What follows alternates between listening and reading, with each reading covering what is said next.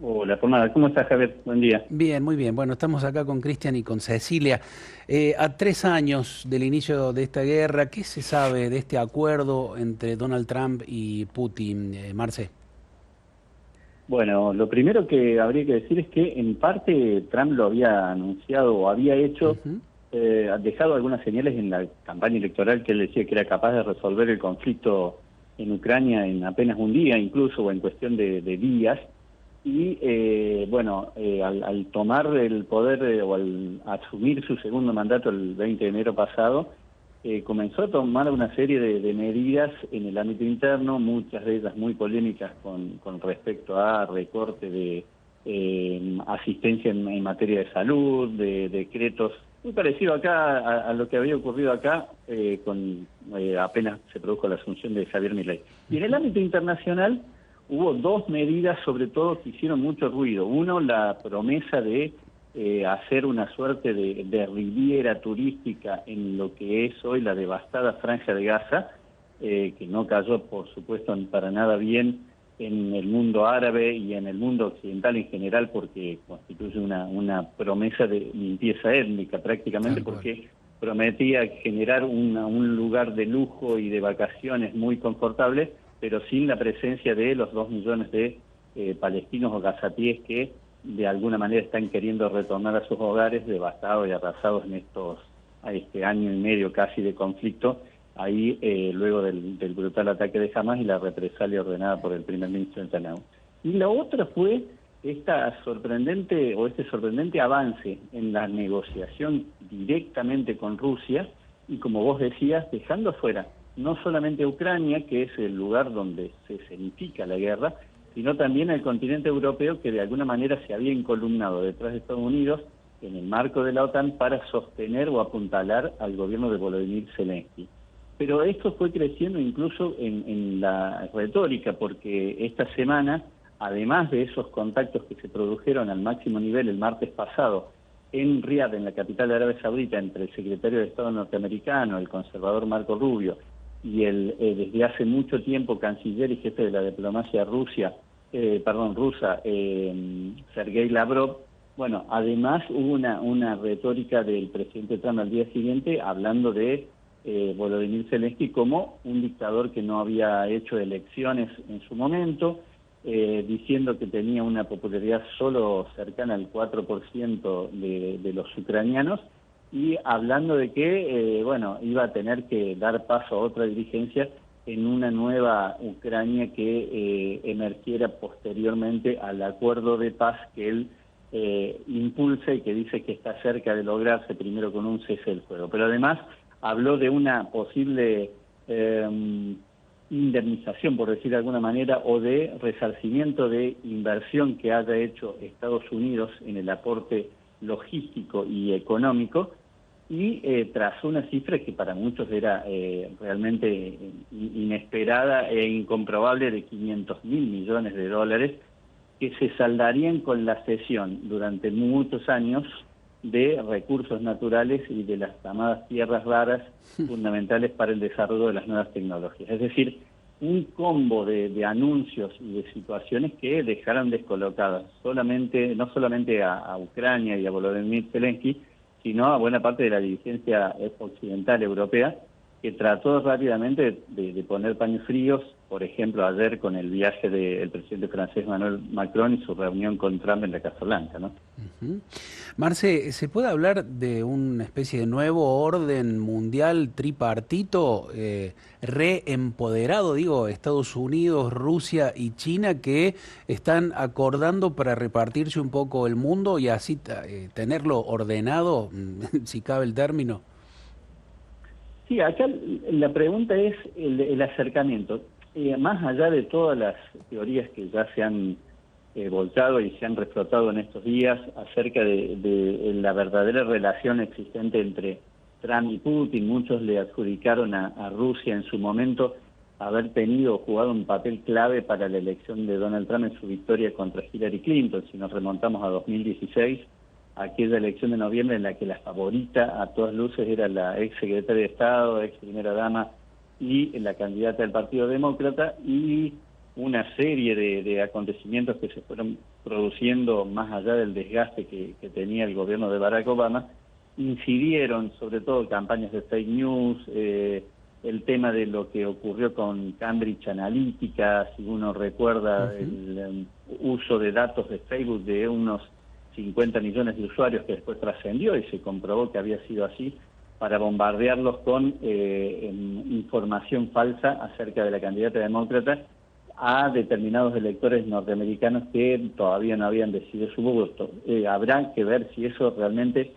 se continuó en el tiempo, pero lo cierto es que la relación entre Trump y Putin ha sido siempre muy directa y mucho más abierta que la que han tenido otros mandatarios que han pasado por la Casa Blanca. Y más aún en este momento, hay que recordar que Biden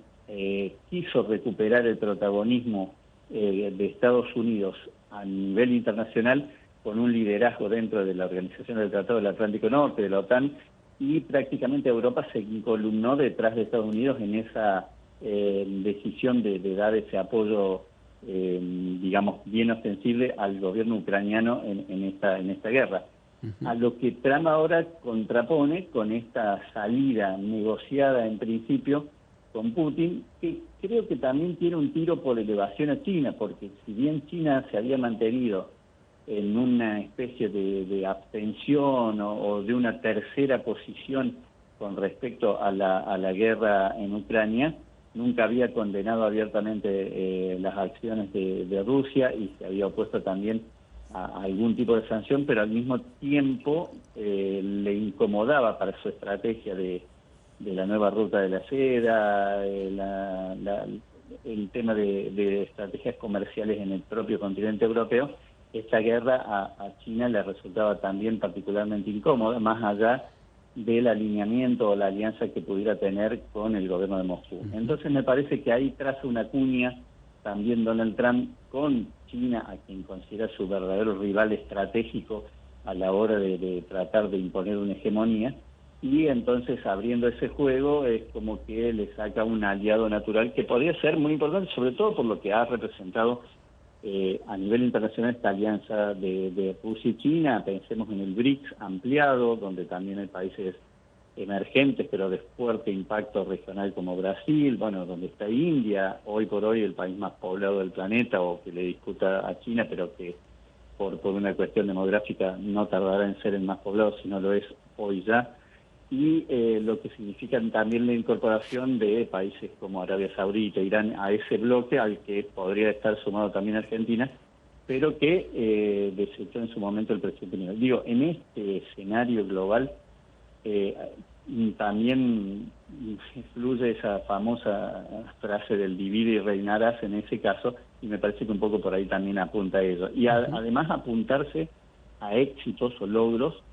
como podrían ser lograr la paz en este conflicto que ya ha cumplido ayer 3 años,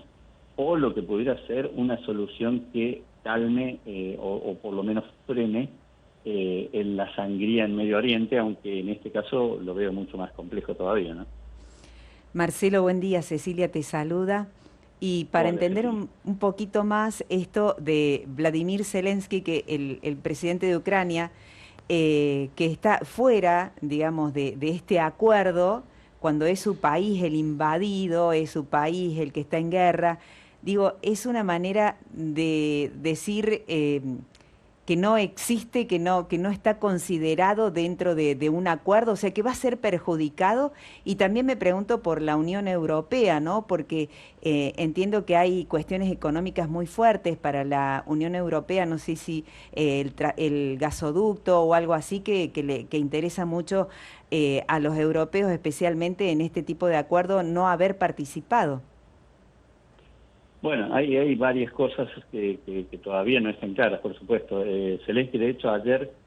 en un comentario, al ser consultado en actos que se hicieron con motivo de los 3 años de la guerra, dijo: si yo soy del obstáculo y tengo que renunciar, no tengo problema en renunciar. Es cierto que en parte él personalizó la dirección de la guerra y tuvo comportamientos también de un liderazgo cuestionable desde un punto de vista también de responsabilidad a la hora de guiar a su país, porque hay que recordar, y se lo recordó el propio Trump también sin ninguna sutileza, sus orígenes de comediante, que no tenía un predicamento entre el pueblo, y un predicamento mayor, y que utilizó, le dijo palabras más, palabras menos Trump, la guerra para incrementar su popularidad. Lo cierto es que Ucrania como país, y Zelensky actualmente es el representante legítimo porque surgió de elecciones de ese país, no fue tomado en estas conversaciones iniciales, pero Trump prometió sumar a Ucrania posteriormente, una vez que se haya avanzado en las posibles salidas del conflicto. Sin embargo, no parece muy lógico haber comenzado a discutir esa situación o esta posible solución sin uno de los principales involucrados y tal vez, como decís vos, el principal perjudicado, y sobre todo sin dar opciones o dar un menú de opciones que en su momento era aceptar la presencia rusa en la región del Donbass, pero con determinadas condiciones. No ha trascendido todavía cómo sería ese acuerdo, primero de cese del fuego y luego tendiente a una paz un poco más duradera. Se habla de la presencia de tropas, paso a contestar la segunda parte, la presencia de tropas europeas como para pacificar las regiones más conflictivas y tratar de impedir que el conflicto vuelva a ganar, nunca dejó de tenerlo, pero que siga manteniendo ese nivel de tensión y de destrucción, y para eso ya han manifestado su voluntad de poder enviar tropas, el Reino Unido con su primer ministro laborista y también la propia Francia, pero habrá que ver cuáles son esos términos de acuerdo. Ayer España, por ejemplo, renovó el envío o la promesa de envío de unos 1.300 millones de euros. Hay cuestionamientos internos en muchos países al gasto que supone la guerra, tanto en apoyo logístico o militar como económico al gobierno ucraniano. Y lo que decías vos en materia energética sigue dependiendo mucho. Está pasando un nuevo invierno que fue crudo, pero sigue dependiendo mucho Europa de el tema del gas, el tema de los hidrocarburos que provenían tanto de Rusia y que también de Ucrania, pero que, entre medio estuvo la destrucción del gasoducto Nord Stream 2, donde habían participado conjuntamente Rusia y Alemania, y en un hecho de sabotaje en plena guerra, que nunca se ha terminado de declarar del todo, pero cada vez tiene más datos o indicios de que fue un sabotaje perpetrado con anuencia o participación directa de tropas de la OTAN y no de un grupo ucraniano que hubiera actuado por su propia cuenta. Es decir, hay mucho trasfondo detrás de esto que todavía no se ha dilucidado y que seguramente tenderá a aclararse o no según cuáles sean los términos del acuerdo y si prospere ese acuerdo también, ¿no? Marcelo, ¿cómo te va? Cristian te saluda. Te invito a que nos traslademos hacia la principal potencia europea, Alemania, donde hubo elecciones y se impuso la centro derecha. Sin embargo, como más votada en segundo lugar, parece ser que ha quedado una facción que es acusada de ser neonazi. Primero, ¿quién quedó como canciller allí alemán? Y si realmente es neonazi esta segunda facción más votada allí en Alemania. Bueno, todavía una de las preguntas no tiene del todo respuesta porque las composiciones de gobierno en estas democracias parlamentarias depende de las mayorías o minorías que se terminan configurando en el Congreso, ¿no? El Bundestag, que es, digamos, el Parlamento alemán, que es de donde va a emerger el próximo gobierno, el próximo ejecutivo y el próximo canciller, como decías vos, tiene 630 bancas, de las cuales la alianza entre el Partido Cristiano Demócrata y los social cristianos, la CDU y la CSU, lograría un porcentaje cercano a los 208 escaños, entre 208 y 210, faltaban confirmar algunos números ayer, para tener mayoría necesita 313 bancas o asientos para imponer una mayoría y imponer el candidato a canciller. En esta composición que vos decías, Merz, que es el candidato más votado, o el que tiene, mejor dicho, la fuerza representativa más votada, y que en su momento ha sido rival interno de Angela Merkel dentro de los cristianos-demócratas. Bueno, él es el que se perfila como próximo primer ministro, un perfil centro-derechista, conservador si se quiere, pero que también ha dicho que bajo ningún concepto va a pactar una mayoría con la AfD, que es el partido al que vos hacías referencia, la nueva derecha, o la derecha, mejor dicho, ultraderecha alemana, que muchos emparentan con sectores neonazis. ¿Por qué los emparentan? Porque muchos de sus dirigentes y en su estética en diferentes regiones del país han tenido comportamientos que, bueno, han sido reivindicadores de aquella época. No lo podés hacer expresamente o de una manera abierta en Alemania porque vas preso. O sea, la apología de lo que fue el Tercer Reich o lo que fue el Holocausto, por ejemplo, se paga con cárcel. Pero hubo numerosos actos donde la retórica o la forma de expresarse, sobre todo con respecto a los extranjeros o con respecto a migrantes y las medidas posibles a tomar en la futura Alemania, rayaban en ese concepto del racismo y del nazismo, y muchos tienen incluso una estética que, bueno, como vimos no hace mucho también en la cumbre ultraconservadora desarrollada en Estados Unidos, donde estuvo presente nuestro presidente Javier Milei, esa forma de expresarse y de saludar con algunos gestos que son de indudable referencia a otras épocas, también se ha materializado en numerosos actos, y por ello también, bueno, se produce esta asociación que no es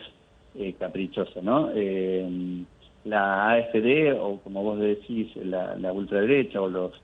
grupos, no todos significa que todos sean neonazis, y de hecho esas apologías, si fueran abiertas, hubieran sido castigadas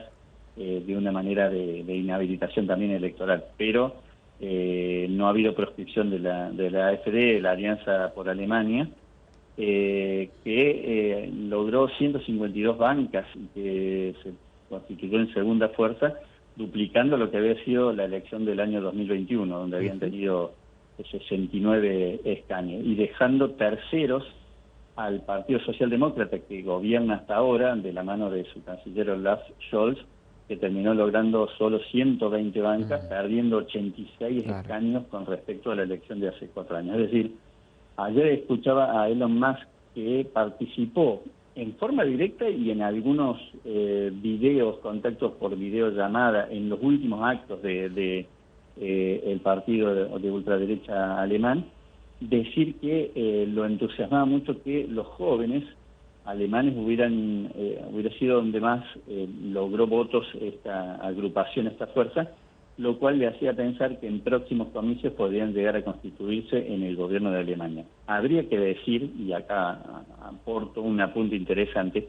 que así no tuvo tanta repercusión porque la magnitud es menor, que también entre los jóvenes la fuerza de hecho más votada es Die Linke, que es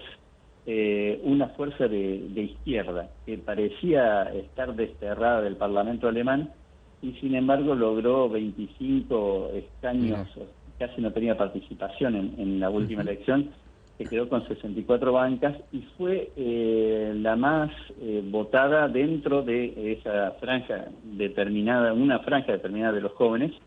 logrando un 8% final del electorado, pero sorprendiendo porque no lo tenían registrado prácticamente nada, y hizo campaña con recursos que está utilizando la nueva derecha o la ultraderecha a nivel global, que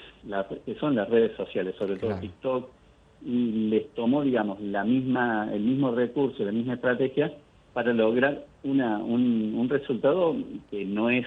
decisivo, pero es interesante y esperanzador para esa fuerza que parecía haber caído en desgracia hace bastante tiempo. Con lo cual, siguiendo el razonamiento de Más, habría que ver si de acá a 4 años la fuerza que se impone es esa de ultraderecha, que él estaba apoyando de hecho fuertemente en la campaña, o surge una nueva izquierda que recoja lo que eran las banderas de la socialdemocracia alemana, pero que hoy está venida menos, y hay que ver una posible alianza. Los verdes quedaron con 85 bancas en un cuarto lugar, pero bueno, habrá que ver ahora cómo se desarrolla el menú de alianzas y acercamientos para ver quién puede formar gobierno y sobre todo si Merz logra el apoyo de diputados que sean de centro-izquierda para ponerle un dique a este avance de la ultraderecha en Alemania, ¿no? Marcelo, te agradecemos muchísimo todo esto. Seguiríamos hablando porque hay un montón de temas vinculados con la geopolítica, pero bueno, tenés una larga jornada con muchos compromisos, así que te agradecemos como siempre la disponibilidad en el diálogo con Radio María. No, gracias a ustedes y bueno, que tengan buen día ustedes también. Gracias. Un abrazo. Un abrazo. Gracias. Ahí está.